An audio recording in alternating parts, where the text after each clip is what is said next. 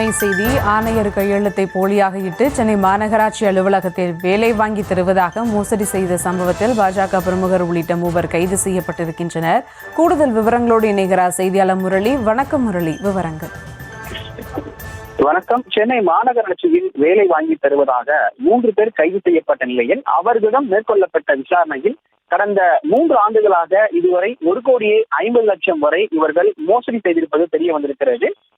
சென்னை மாநகராட்சி அலுவலகத்தில் இன்ஸ்பெக்டர் வேலை என்பது காலியாக இருப்பதாக கூறி வெங்கடாச்சலம் என்பவரிடம் இருந்து சிறுக இந்த 3 நபர்கள், அதாவது பாஜகவின் முன்னாள் நிர்வாகி ஜெயச்சந்திரன் மற்றும் ஜோசிதா ஆகியோர் இது போன்று ஏமாற்றம் செய்திருக்கிறார்கள். அவரிடம் இருந்து வெங்கடாச்சலத்திடம் இருந்து சிறுக பணம் வாங்கியிருக்கிறார்கள். ஒரு கட்டத்தில் வெங்கடாச்சலம் ஏமாற்றப்பட்டது தெரிய வந்திருக்கிறது. இதனையடுத்து வெங்கடாச்சலம் பெரியமேடு காவல் நிலையத்தில் புகார் மனு அளித்திருக்கிறார். இந்த புகாரின் அடிப்படையில் போலீசார் மேற்கொள்ளப்பட்ட விசாரணையில் இந்த நபர்கள் மாநகராட்சியுடைய ஆணையருடைய கையெழுத்தை போலியாக தயாரித்து போலியான பணி நியமன ஆணையை உருவாக்கியது தெரிய வந்திருக்கிறது.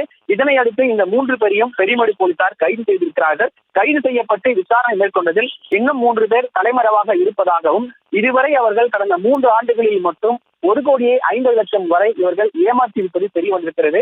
மேலும் இது போன்ற தவறுகள் நடக்கும் பட்சத்தில் மேலதையாக புகார்கள் கொடுக்கலாம் என பெரியமேடு போலீசார் தகவல் தெரிவித்திருக்கிறார்கள்.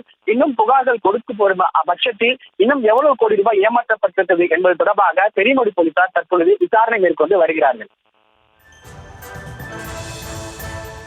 விவரங்களுக்கு நன்றி முரளி.